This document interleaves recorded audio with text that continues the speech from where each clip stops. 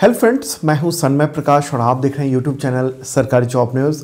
कई important topic है इस पूरे करंट अफेयर्स वीडियो में, जैसे केंद्र सरकार ने अंडमान निकोबार के 21 निर्जन द्वीपों के नाम किस पुरस्कार से सम्मानित वीरों के नाम पर रखा है। यूनाइटेड नेशंस सिक्योरिटी काउंसिल में इंडिया को अध्यक्षता मिल गई है किस मंथ के लिए। सुंदर पिचाई को भारत का सर्वोच्च नागरिक सम्मान मिला है, कौन सा। विजय हजारे ट्रॉफी, उस पर भी बात करेंगे। EIO की रिपोर्ट आई है, उसमें भारत और दुनिया का महंगा शहर कौन सा है। फाइनेंशियल ईयर जो चल रहा है उसकी सेकेंड तिमाही का GDP ग्रोथ रेट वो रिपोर्ट आ गई है, उसका क्या स्थिति रही है। और 53वें भारतीय अंतर्राष्ट्रीय फिल्म महोत्सव, उसमें कई तरह के अवार्ड मिले हैं, उन सब पे बात करेंगे दोस्तों। तो शुरू करते हैं, और भी कई टॉपिक है, सब पर चर्चा होगी। तो पहला क्वेश्चन होगा, केंद्र सरकार ने अंडमान निकोबार के 21 निर्जन द्वीप, निर्जन मतलब वहाँ पर कोई नहीं रहता है, तो निर्जन द्वीपों का नाम किस पुरस्कार से सम्मानित वीरों के नाम पर रखा है। आंसर होगा परमवीर चक्र। ठीक है, तो केंद्र सरकार ने देश के जो सर्वोच्च युद्धकालीन वीरता पुरस्कार है, हाईएस्ट मिलिट्री अवार्ड यानी परमवीर चक्र, उसको प्राप्त करने वाले जो 21 वीर हैं, अब तक 21 लोगों को ये अवार्ड मिल चुका है। उन्हीं के नाम पर अंडमान निकोबार द्वीप समूह के 21 द्वीपों का नाम रखने का फैसला किया है। एक बार मैप के थ्रू भी इस चीज़ को समझते हैं। तो प्यारा भारत है और यहाँ पर ये रहा अंडमान निकोबार द्वीप समूह। इसमें बहुत सारे द्वीप हैं, ढेर सारे द्वीप हैं यहाँ से यहाँ तक। ठीक है, अंडमान निकोबार आइलैंड्स कहेंगे इसको। तो अब एक बार इन वीरों के बारे में जान लेते हैं जो 21 परमवीर चक्र विजेता हैं, जिनके नाम पर अंडमान निकोबार द्वीप समूह के 21 निर्जन द्वीपों का नाम रखा गया है। तो मेजर सोमनाथ शर्मा, सबसे पहले इन्हीं को ये अवार्ड मिला था। परमवीर चक्र के पहले विजेता यही हैं। ठीक है, 1947 में जब पाकिस्तान की ओर से हमला हुआ था कश्मीर पर, जम्मू कश्मीर पर, उस वक्त इन्होंने वीरता दिखाई थी और वो पहले ऐसे व्यक्ति हैं जिनको ये सम्मान मिला। तो अंडमान निकोबार द्वीप समूह का एक द्वीप है, निर्जन द्वीप है, INAN 370। तो अब उसका नाम मेजर सोमनाथ शर्मा के नाम पर होगा और जाना जाएगा किस नाम से, सोमनाथ द्वीप के नाम से जाना जाएगा। ठीक है, दूसरे व्यक्ति हैं कैप्टन करम सिंह। ये भी 1947 में भारत पाकिस्तान का जो लड़ाई हुई थी जम्मू कश्मीर में, वहाँ पर लड़े थे और वीरता दिखाई थी इन्होंने। ठीक है, तब परमवीर चक्र मिला था। तीसरे व्यक्ति हैं मेजर रामा राघोबा राणे। ठीक है, और ये पहले जीवित प्राप्त करता है, मतलब पहले ऐसे व्यक्ति हैं कि जो जीवित थे और तब उनको परमवीर चक्र मिला था। ठीक है, चौथे व्यक्ति कौन है, नायक जदुनाथ सिंह, जो देख रहे हैं आप फोटोग्राफ, इनका वीर हैं ये, और इन्होंने भी 1947 में भारत पाकिस्तान की जो युद्ध हुआ था जम्मू कश्मीर में, उस दौरान वीरता दिखाई थी, उसके लिए इनको मिला था। पांचवें व्यक्ति हैं कंपनी हवलदार मेजर पीरू सिंह शेखावत। ये भी 1947 में इन्होंने युद्ध में भाग लिया था जम्मू कश्मीर वाले हिस्से में, और वहाँ पर इन्होंने वीरता दिखाई थी। छठे व्यक्ति हैं कैप्टन गुरबचन सिंह सलारिया। ठीक है, और ये NDA यानी national academy of defence, national defence academy का ये उसके पहले स्टूडेंट थे और परमवीर चक्र से सम्मानित एकमात्र UN पीस कीपर हैं, यूनाइटेड नेशंस पीस कीपर रह चुके हैं। तो ओके, आगे बढ़े। सातवें व्यक्ति हैं लेफ्टिनेंट कर्नल धन सिंह थापा मागर।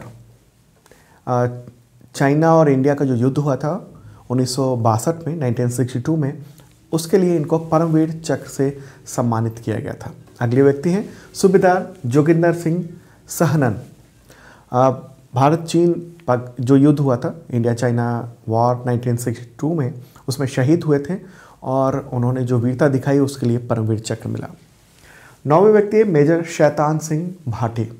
इंडिया चाइना वॉर के दौरान 1962 में इन्होंने पराक्रम दिखाया और इसके लिए परमवीर चक्र मिला था। 10वें व्यक्ति हैं हवलदार अब्दुल हामिद। इनको कौन नहीं जानता है, बहुत चर्चा है।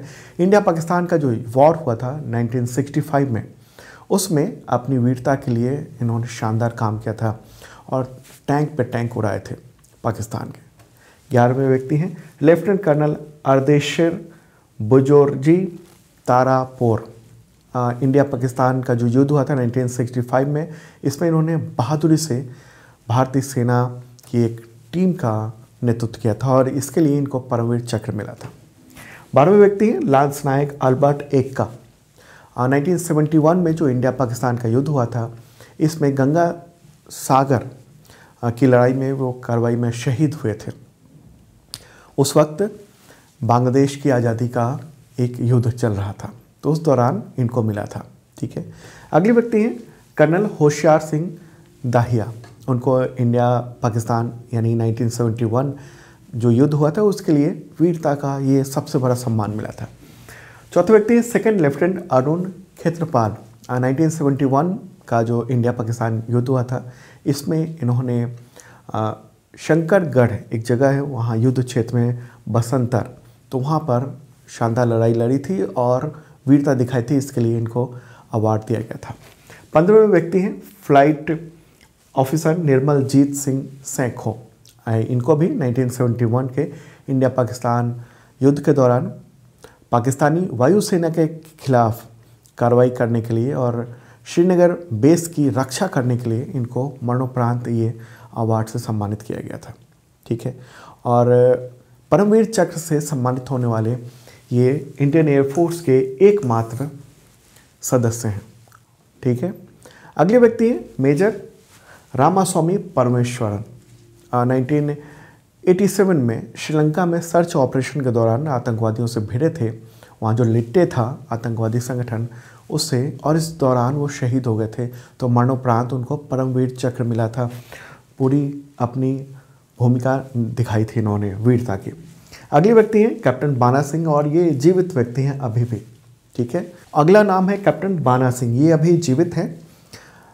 नायब सूबेदार बाना सिंह उस समय नायब सूबेदार थे और इन्होंने 1987 में सियाचिन ग्लेशियर के क्षेत्र में यानी 21,000 फीट की ऊंचाई पर समुद्र तल से वहां पाकिस्तानी सैनिकों को खदेड़ा था। तो इस बहादुरी के लिए इनको परमवीर चक्र से सम्मानित किया गया था और अभी जीवित हैं। 18वें व्यक्ति हैं कैप्टन विक्रम बत्रा। करगिल वॉर के दौरान इनके कार्यों के लिए इनको जाना जाता है और सर्वोच्च सम्मान परमवीर चक्र मिला था। करगिल में उन्होंने शानदार काम किया था, पाकिस्तानी सैनिकों से लड़ते हुए वो शहीद हुए थे। इन पर फिल्म भी बन चुकी है। अगला नाम है कैप्टन मनोज कुमार पांडे। 1999 में करगिल युद्ध के दौरान उन्होंने साहस दिखाया था और मरणोपरांत इनको ये सम्मान मिला था। अगला नाम है सूबेदार मेजर संजय कुमार। ये भी जीवित हैं, यानी टोटल 3 लोग जीवित हैं और ग्रेनेडियर योगेंद्र सिंह यादव। ठीक है, तो सूबेदार मेजर संजय कुमार सिंह को करगिल युद्ध के दौरान उनके वीरता के लिए और ग्रेनेडियर योगेंद्र सिंह यादव को भी करगिल युद्ध के दौरान जो उन्होंने वीरता दिखाई थी उसके लिए अवार्ड मिला था। ठीक है, तो 21 वीरों को अवार्ड मिल चुका है परमवीर चक्र। उनमें से 3 अभी जीवित हैं। एक है ग्रेनेडियर योगेंद्र सिंह यादव, दूसरे सूबेदार मेजर संजय कुमार और तीसरे कैप्टन बाना सिंह। तो ये सब ध्यान रखने की बात है एग्जामिनेशन में, चूँकि ये कनेक्ट हो रहा है अभी सरकार के फैसले से और वीर भी हैं, तो ये सब नाम आपको ध्यान में रखना चाहिए। और ये भी कि इन वीरों के नाम पर अंडमान निकोबार द्वीप समूह के, वैसे तो बहुत सारे द्वीप हैं, तो 21 जो निर्जन द्वीप हैं उनका नाम अब वीरों के नाम पर रख दिया गया। चलें अब आगे बढ़ते हैं, अगला क्वेश्चन लेते हैं। क्वेश्चन होगा गूगल के सीईओ सुंदर पिचाई को दिसंबर 2022 में किस भारतीय सर्वोच्च नागरिक पुरस्कार से सम्मानित किया गया? आंसर होगा पद्म भूषण। आप कहेंगे अभी कैसे दे दिया गया? तो देखिए, पद्म भूषण का ऐलान काफ़ी पहले हो गया था और राष्ट्रपति ने ये अवार्ड दिए भी थे, लेकिन उस समय ये पहुंच नहीं पाए थे इंडिया, तो अब इनको दिया गया है। गूगल और अल्फ़ाबेट के सीईओ हैं सुंदर पिचाई, उनको 2 दिसंबर को ये अवार्ड मिला है। और ये फोटोग्राफ देख रहे हैं, ये सम्मान औपचारिक रूप से अमेरिका में जो भारत के एम्बेसडर हैं तरनजीत सिंह संधू, तो उन्होंने दिया सुंदर पिचाई को। और ये ट्रेड और इंडस्ट्री कैटेगरी में 2022 के लिए ये पद्म भूषण सम्मान इनको दिया गया है। ठीक है, तो अवार्ड आप दिया गया। पद्म भूषण के बारे में आप जानते होंगे, ये भारत सरकार के द्वारा दिया जाने वाला तीसरा सर्वोच्च नागरिक सम्मान है। ठीक है, पहला सर्वोच्च नागरिक सम्मान है भारत रत्न, दूसरा है पद्म विभूषण और तीसरा है पद्म भूषण और चौथा है पद्मश्री। ठीक है, तो तीसरा ये सर्वोच्च नागरिक सम्मान इनको मिला है। सुंदर पिचाई के बारे में सब जानते होंगे। मूलतः ये तमिलनाडु के मदुरई से ताल्लुक़ रखते हैं कहिए, और इन्होंने मेटलर्जिक इंजीनियरिंग में आईआईटी खड़गपुर से ग्रेजुएशन किया था। इसके बाद ये स्टैनफोर्ड यूनिवर्सिटी अमेरिका चले गए और वहाँ पर आगे की पढ़ाई की और 2004 में इन्होंने गूगल में काम करना शुरू कर दिया था और बाद में ये वहाँ के सीईओ बन गए। ठीक है, अब आगे बढ़ते हैं, अगला क्वेश्चन लेते हैं, ये भी महत्वपूर्ण है। उससे पहले आपको बता दूं फिर से कि अब तक का total current affairs PDF available है आप सबके एग्जामिनेशन के लिए, तो आप ले सकते हैं 1 ईयर की मेंबरशिप के जरिए। मात्र 150 रुपये में मेंबरशिप मिल रहा है और उसके जरिए आपको मिलता है अगले 1 साल तक PDF, yearly, weekly, monthly, quarterly, half yearly. तो ये सब आप ले सकते हैं अगले 1 साल तक और पिछले सालों के भी पीडीएफ अवेलेबल है। और कई तरह के पीडीएफ होते हैं, वन लाइनर होता है, एमसीक्यू होता है और एमसीक्यू विद नोट्स होता है, जो मैं बताता हूँ जिस तरीके से, वो सब तो आपके एग्जामिनेशन में काम आएगा, आप ले सकते हैं। और इसके साथ मेंबरशिप लेने वालों को फ़ायदा मिलता है मॉक टेस्ट और टेस्ट सीरीज़ में हिस्सा लेने का मौका। तो 1 साल तक ये शानदार मात्र 150 रुपये में ये ऑफ़र चल रहा है, तो आप देख सकते हो, डिस्क्रिप्शन चेक कर लेना। अगला क्वेश्चन होगा, संयुक्त राष्ट्र की जो सुरक्षा परिषद है, संयुक्त राष्ट्र सुरक्षा परिषद यूएनएससी, तो उसमें भारत को वर्ष 2021-22 के कार्यकाल के दौरान दूसरी बार अध्यक्षता का मौका किस मंथ के लिए मिला है, यानी अध्यक्ष हो गया इंडिया। आंसर होगा दिसंबर 2022। ठीक है, तो न्यूज़ आप देख रहे हैं, इंडिया ने एज्यूम कर लिया है मंथली जो प्रेसिडेंसी है यूएनएससी का, यूनाइटेड नेशंस सिक्योरिटी काउंसिल का। अभी जो सदस्यता चल रही है, अस्थायी सदस्य है इंडिया यूएनएससी का, तो दूसरी बार अभी दिसंबर मंथ के लिए मिली है अध्यक्षता। इससे पहले अगर इस कार्यकाल की बात करेंगे तो 2021 में अगस्त में इंडिया ने अध्यक्षता हासिल की थी संयुक्त राष्ट्र सुरक्षा परिषद की। कैसे बनता है कोई देश यूएनएससी का, उसको प्रेसिडेंसी कैसे मिलती है, तो देखिए क्या होता है कि आपको पता है कि यूनाइटेड नेशंस सिक्योरिटी काउंसिल में 15 मेंबर हैं, जिसमें से 5 परमानेंट हैं और 10 नॉन परमानेंट मेंबर होते हैं जो कि 2 साल के लिए चुने जाते हैं। ठीक है, तो अंग्रेजी के शब्दों के क्रोनोलॉजिकल ऑर्डर के हिसाब से हर महीने नए सदस्य को अध्यक्षता मिलती है। तो अपने 2 साल के कार्यकाल के दौरान भारत 2 बार सुरक्षा परिषद का अध्यक्ष बना है। इससे पहले कब बना था, अभी की बात कर रहे हैं, इस कार्यकाल की बात करें तो अगस्त 2021 में बना था और दूसरी बार दिसंबर 2022 में इंडिया बना है। तो अपनी अध्यक्षता के दौरान किन किन मुद्दों पर चर्चा करवाएगा इंडिया, तो इस दौरान 2 प्रमुख मंत्री स्तरीय बैठकें होंगी। एक अंतर्राष्ट्रीय शांति और सुरक्षा के लिए चर्चा होगी जो कि 14 दिसंबर को होगा, और दूसरी जो बड़ी बैठक होने वाली है वो है आतंकवाद का मुकाबला करने के लिए चुनौतियों और आगे का जो रास्ता है उसके चर्चा के लिए 15 दिसंबर को। ठीक है, और इन दोनों बैठकों की अध्यक्षता भारत के विदेश मंत्री एस जयशंकर करेंगे। और इसके अलावा जो भी बहुत सारी बैठकें भी होंगी, तो उस दौरान उसकी अध्यक्षता कौन करेंगे, तो यूनाइटेड नेशंस में जो भारत के प्रतिनिधि हैं, अस्थायी प्रतिनिधि, वो करेंगे।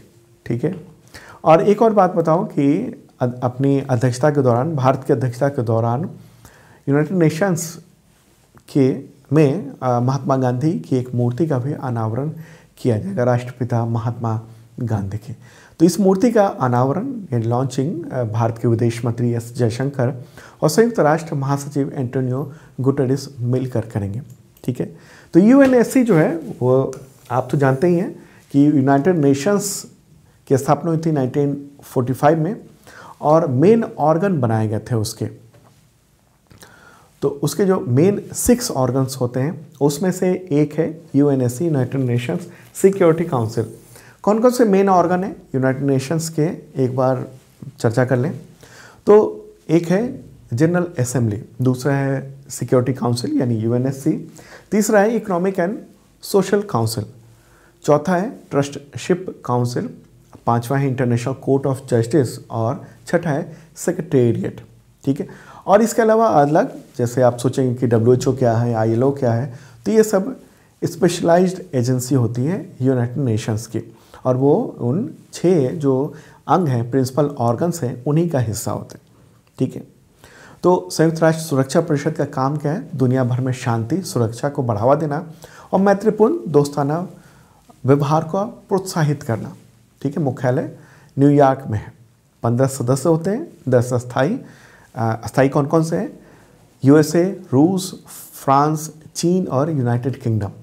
अस्थायी सदस्य का कार्यकाल 2 साल का होता है। तो भारत जो है वो 8वीं बार 2021 में अस्थायी सदस्य चुना गया था। इससे पहले कब कब चुना गया है? तो इंडिया इससे पहले 2011 में, 1991 में, 1984 में, 1977 में, 1972 में, 1967 में और 1950 में चुना जा चुका है।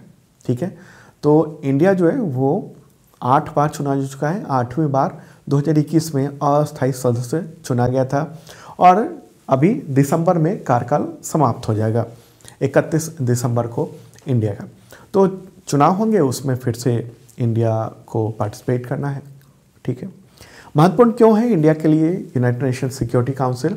देखिए, संयुक्त राष्ट्र में यानी दुनिया का सबसे बड़ा जो निकाय है, डिसीजन मेकिंग जो ऑर्गेनाइजेशन हो, यूनाइटेड नेशंस है, तो उसमें जो भी क्रिटिकल डिसीजन लिए जाते हैं वो सब UNSC में लिए जाते हैं।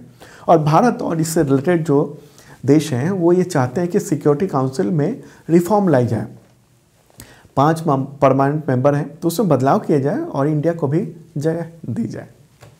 चलिए आगे बढ़ते हैं, अगला क्वेश्चन लेते हैं। और हाँ, आपसे एक क्वेश्चन कि भारत की जो परमानेंट रिप्रेजेंटेटिव हैं उनका नाम बताइए यूनाइटेड नेशंस में। ठीक है, क्वेश्चन क्या है? भारत की परमानेंट रिप्रेजेंटेटिव का नाम बताइए यूनाइटेड नेशंस सिक्योरिटी काउंसिल में या यूनाइटेड नेशंस में। ठीक है, यूनाइटेड नेशंस में। और ये पहली भारत की महिला स्थायी प्रतिनिधि हैं यूनाइटेड नेशंस में। ठीक है, तो कमेंट बॉक्स में देखते हैं कितने लोग जवाब दे पाते हैं। ठीक है, ये इस तरह से मीटिंग होती है यूनाइटेड नेशंस सिक्योरिटी काउंसिल की। ओके, आगे बढ़ते हैं, अगला क्वेश्चन लेते हैं। विजय हजारे ट्रॉफी 2022 के फाइनल मुकाबले में किस टीम ने महाराष्ट्र को हराकर ट्रॉफी अपने नाम की? आंसर होगा सौराष्ट्र। तो सौराष्ट्र ने ये जीत हासिल की है और आपको बताऊं कि महाराष्ट्र को फाइनल में 5 विकेट से हराया है। ठीक है, सौराष्ट्र ने ये जो जीत है वो ऐसे दूसरी बार यानी विजय हजारे ट्रॉफी दूसरी बार जीती है। पहली बार 2007-8 में जीती थी और अब 2022 में जीती है। ठीक है, तो टीमों की बात कर लें तो सौराष्ट्र टीम के जो कैप्टन हैं वो जयदेव उनादकट और महाराष्ट्र टीम के ऋतुराज गायकवाड़। ठीक है, तो ये मिला है। और अगर हम पिछले कुछ सालों के विजेता टीमों की बात करेंगे तो अभी तो सौराष्ट्र ने जीत हासिल की है। इससे पहले 2021-22 में हिमाचल प्रदेश, फिर उससे पहले मुंबई, बाकी लिस्ट ये रही। ठीक है, और इसमें फाइनल मैच में मैन ऑफ द मैच किसे मिला? शेल्डन जैक्सन को मिला। प्लेयर ऑफ द टूर्नामेंट का खिताब किसे मिला? तो ऋतुराज गायकवाड़ को मिला है। और टूर्नामेंट में ये जो शानदार ढंग से जब परफॉर्मेंस किया है ऋतुराज गायकवाड़ ने, 1 ओवर में 7 छक्के लगाने का रिकॉर्ड बनाया उन्होंने। ठीक है, विजय हजारे जो ट्रॉफी है ये घरेलू क्रिकेट टूर्नामेंट है, BCCI के द्वारा ही आयोजित किया जाता है। 50-50 ओवर के होते हैं मैच। ठीक है, पहला टूर्नामेंट 2002-3 में आयोजित किया गया था और पहला खिताब तमिलनाडु जीता था। सबसे सफल टीम तमिलनाडु है। आगे बढ़ते हैं, अगला क्वेश्चन लेते हैं। इकोनॉमिक इंटेलिजेंस यूनिट यानी EIU, उसकी रिपोर्ट के अनुसार दुनिया का सबसे महंगा शहर कौन सा है? आंसर होगा A और B यानी सिंगापुर और न्यूयॉर्क। ठीक है, ये नंबर 1 पे है, दोनों नंबर 1 प्राप्त किया है। ठीक है, तो ये पूरी लिस्ट है, आप देख रहे हैं टॉप 10 की। तो पहले नंबर पर सिंगापुर है, दूसरे पे कोई नहीं है, तीसरे पे तेल अवीव इजराइल का एक शहर है। चौथे स्थान पे हांगकांग और लॉस एंजलिस है। पांचवा स्थान किसी को नहीं मिला है। छठा है ज्यूरिख, सातवां है जिनेवा, 8th स्थान है सैन फ्रांसिस्को, पेरिस है 9th स्थान पे, और 10वें पे 2 शहर है, सिटी है, कोपेनहेगन डेनमार्क की राजधानी और सिडनी ऑस्ट्रेलिया की। ठीक है, तो ऑस्ट्रेलिया के शहर। तो ये रिपोर्ट आई है इकोनॉमिक इंटेलिजेंस यूनिट उसके द्वारा, और उसने 175 शहरों का पूरा डेटा इकट्ठा किया महंगे शहरों के रूप में, और उसकी ये रैंकिंग बनाई है। अगला क्वेश्चन लेते हैं, इससे रिलेटेड है। इकोनॉमिस्ट इंटेलिजेंस यूनिट यानी EIU की रिपोर्ट के अनुसार भारत का सबसे महंगा शहर कौन सा है? आंसर होगा बेंगलुरु। ठीक है, तो इस लिस्ट में ये जो रिपोर्ट आई है, और इसमें भारत के 3 शहरों को भी शामिल किया गया है, और उसमें सबसे महंगा भारत का शहर है बेंगलुरु, जिसकी ग्लोबल रैंकिंग अगर बात करेंगे तो 161 है। इंडिया में सेकेंड स्थान पर है चेन्नई, 164 रैंक है, और थर्ड स्थान है अहमदाबाद, 165 रैंक है इसकी। ठीक है, तो रिपोर्ट बनाने के लिए किन चीज़ों को देखा जाता है? तो ये देखा जाता है कि उस देश की करेंसी कितनी मजबूत है, वहाँ पर गैस के दाम, खाने की चीज़ों के दाम, महंगाई की स्थिति कैसी है, और एक वर्ष में महंगा होने की स्थिति वो कैसी है। तो इन सब चीज़ों को देखकर ये रिपोर्ट तैयार की जाती है, और इसको इकोनॉमिस्ट इंटेलिजेंस यूनिट एक ऑर्गेनाइजेशन है EIU, तो वो इसे तैयार करता है, और दुनिया भर में इसकी मान्यता है। तमाम न्यूज़पेपर्स दुनिया भर के बड़े बड़े वो सब इसको प्रमुखता से इसकी रिपोर्ट को पब्लिश करते हैं। तो इसकी स्थापना हुई थी इकोनॉमिस्ट इंटेलिजेंस यूनिट की 1946 में, मुख्यालय लंदन में है, इंग्लैंड में। अगला क्वेश्चन लेते हैं, फाइनेंशियल ईयर 2022-23 की दूसरी तिमाही में भारत की GDP ग्रोथ रेट कितनी रही है? आंसर होगा 6.3%। 6.3% रही है। सेकेंड क्वार्टर यानी दूसरी तिमाही का मतलब क्या हुआ? जुलाई से सितंबर 2022। ठीक है, तो इस दौरान GDP ये रही, और ये GDP ग्रोथ रेट रही। ठीक है, पिछले साल इसी अवधि के तुलना में अगर हम बात करेंगे कि टोटल GDP कितनी रही रुपए में दूसरी तिमाही की, तो 38.17 लाख करोड़ रुपए रही। ठीक है, तो किसने ये रिपोर्ट जारी की है? तो राष्ट्रीय सांख्यिकी कार्यालय, नेशनल स्टैटिस्टिकल ऑफिस ने ये जारी की है। ये जारी किए हैं आंकड़े, और जुलाई सितंबर की तिमाही जो है उसमें मैन्युफैक्चरिंग और माइनिंग आउटपुट जो है साल दर साल लगातार हम लोग देख रहे हैं कि वो कम होता जा रहा है, और न्यूज़ भी आप देख रहे हैं कि manufacturing shrink slows on Q2 GDP growth rate 6.3%। तो ये एक रिपोर्ट है, इम्पॉर्टेंट बात है, और इसमें एक ही है, एग्रीकल्चर में जो है ग्रोथ रेट को बेहतर दिखाया गया है। ओके, 4.6, और कंस्ट्रक्शन को, इसके अलावा कम्युनिकेशन, इन सब चीज़ों का ग्रोथ रेट बेहतर बताया गया। चलिए आगे बढ़ते हैं, अगला क्वेश्चन लेते हैं। भारतीय सेना ने किस देश की आर्मी के साथ सैन्य अभ्यास अग्नि वॉरियर किया आयोजित? आंसर होगा सिंगापुर। सिंगापुर के साथ ये एक्सरसाइज हुआ है, और 13 नवंबर को शुरू हुआ, 30 नवंबर को ये ख़त्म हुआ है। कहाँ पर? तो महाराष्ट्र में देवलाली एक जगह है, वहाँ फील्ड फायरिंग रेंज है, वहीं पर दोनों देशों की सेनाओं ने जॉइंटली फायर पावर प्लानिंग और नए जनरेशन के हथियार के प्रयोग, इन सब चीज़ों को देखा समझा। इंडियन आर्मी की बात कर लें, आर्मी चीफ कौन है? जनरल मनोज पांडे। अगला क्वेश्चन लेते हैं, 53rd भारतीय अंतर्राष्ट्रीय फिल्म महोत्सव यानी international film festival of India 2022 में बेस्ट फिल्म का गोल्डन पीकॉक अवार्ड किसे मिला है? गोल्डन पीकॉक अवार्ड, देखिए ये एग्जामिनेशन में क्वेश्चन आ सकता है, और आता भी है इस तरह के क्वेश्चन। ये सेंट्रल गवर्नमेंट के द्वारा आयोजित किया जाने वाला बहुत बड़ा ये फिल्म फेस्टिवल है, उसी में ये अवार्ड दिया गया। तो आंसर होगा आई हैव इलेक्ट्रिक ड्रीम्स। ठीक है, तो ये एक फिल्म है, उसे गोल्डन पीकॉक अवार्ड मिला है। ये स्पेनिश फिल्म है। ठीक है, और इसका डायरेक्शन किसने किया? वैलेंटीना मॉरेल ने किया है। तो international film festival of India ये आयोजित किया गया था गोवा में, आपको पता होगा गोवा की राजधानी पणजी में अभी हाल ही में, और 79 कंट्रीज़ की 280 फिल्मों की स्क्रीनिंग हुई। उद्घाटन किया था केंद्रीय मंत्री अनुराग ठाकुर ने। अगला क्वेश्चन लेते हैं इससे रिलेटेड कि 53rd भारतीय अंतर्राष्ट्रीय फिल्म महोत्सव 2022 में किस डायरेक्टर को बेस्ट डायरेक्टर का सिल्वर पीकॉक अवार्ड मिला है। सिल्वर पीकॉक अवार्ड आंसर होगा नादेर सेईवर को, नादेर सेईवर को। ठीक है, वो फोटोग्राफ ये रहा, ये ईरानी लेखक और डायरेक्टर है। तो उनके फिल्म नो एंड, उसके लिए उसमें जो उन्होंने काम किया बेस्ट डायरेक्टर का अवार्ड यानी सिल्वर पीकॉक से सम्मानित किया गया है। अगला क्वेश्चन लेते हैं और इसी से रिलेटेड है। क्वेश्चन होगा कि इस फिल्म फेस्टिवल में बेस्ट एक्टर मेल का सिल्वर पीकॉक अवार्ड किसे मिला। आंसर होगा वाहिद मोबासेरी, वाहिद मोबासेरी।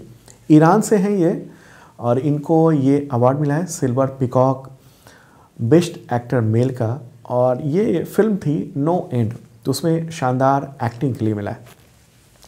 अगला क्वेश्चन लेते हैं। ये फिल्म फेस्टिवल है, उसमें बेस्ट एक्टर फीमेल का सिल्वर पीकॉक अवार्ड किसे मिला। आप ये देखिए क्वेश्चन, बेस्ट एक्टर फीमेल, जो अवार्ड वगैरह होता है, जो इंग्लिश में जो भाषा है उसमें एक्ट्रेस शब्द जो है ना वहाँ इस्तेमाल नहीं किया जाता है, एक्टर ही होता है और वो मेल या फीमेल होता है। ठीक है, हम लोग इस्तेमाल करते हैं एक्ट्रेस, जबकि एक्टर होता है एक्टर मेल या एक्टर फीमेल।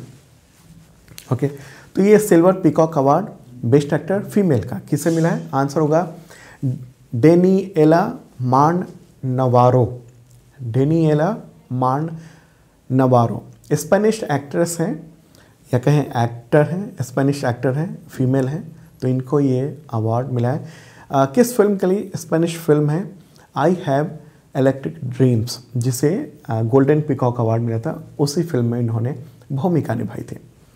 अगला क्वेश्चन लेते हैं, इससे रिलेटेड क्वेश्चन नहीं, हाँ कुछ लिस्ट में दिखा दूँ तो तमाम अवार्ड्स मिले हैं उन सब के। तो ये सारे अवार्ड्स हैं, ये आपको ध्यान में रखने चाहिए। मैंने PDF तो दे दिया है, इस वीडियो के डिस्क्रिप्शन में फ्री PDF है, और वैसे आप पूरे महीने का या वीक का या पिछले 1 साल का PDF लेना चाहते हैं तो डिस्क्रिप्शन चेक कर लेना, वहाँ पर मेंबरशिप का ऑप्शन है, वहाँ से ले सकते हैं। और ये वाला डिटेल आज के PDF में अवेलेबल है। तो ये सारे जो अवार्ड हैं वो इम्पॉर्टेंट है आपके एग्जामिनेशंस के लिए, तो आप एक बार ध्यान से देख लेना। अब आगे बढ़ते हैं, अगला क्वेश्चन लेते हैं। भारतीय नौसेना दिवस यानी इंडियन आर्मी डे कब मनाया जाता है। आंसर होगा 4 दिसंबर को। ठीक है, नौसेना की उपलब्धियों के जश्न मनाने के लिए ये हर साल 4 दिसंबर को आयोजित किया जाता है। ठीक है, क्यों ये दिवस इसी तारीख को मनाया जाता है। दरअसल बात है 1971 के, जो इंडिया पाकिस्तान का वॉर हुआ था बांग्लादेश की आज़ादी को लेकर, तो उस दौरान पाकिस्तान के खिलाफ ऑपरेशन ट्राइडेंट शुरू हुआ था और 4 दिसंबर को भारतीय नौसेना ने युद्ध में प्रवेश किया था और जीत में बहुत ही अहम रोल अदा किया था। तो 4 दिसंबर को भारतीय नौसेना दिवस मनाया जाता है। तो इंडियन नेवी के अभी चीफ कौन है। Admiral R Harikumar. ठीक है, चलिए आगे बढ़ते, अगला क्वेश्चन लेते हैं। क्वेश्चन होगा विश्व मृदा दिवस यानी वर्ल्ड सॉइल डे कब मनाया जाता है। आंसर होगा 5 दिसंबर को। ठीक है, 5 दिसंबर को मिट्टी की जो ज़रूरत है गुणवत्ता की, उसकी जागरूकता के लिए ये दिवस मनाया जाता है। और थीम क्या है। मिट्टी जहाँ भोजन शुरू होता है, सॉइल वेयर फूड बिगिंस। तो दोस्तों ये था इंपॉर्टेंट करंट अफेयर्स। कैसा लगा कमेंट बॉक्स में बता सकते हैं आप। और अब मिलते हैं कल मॉर्निंग को ताज़ा तरीन करंट अफेयर्स साथ। आपके एग्जामिनेशन में शानदार जो टकरा रहे क्वेश्चन अभी CGL में, उससे खुशी मिलती है मुझे आप सबके कमेंट्स देखकर। जो हमारे क्वेश्चन हैं वो लगातार टकरा रहे हैं, आ रहे हैं एग्जामिनेशन में उससे। तो अब मिलते हैं कल मॉर्निंग को।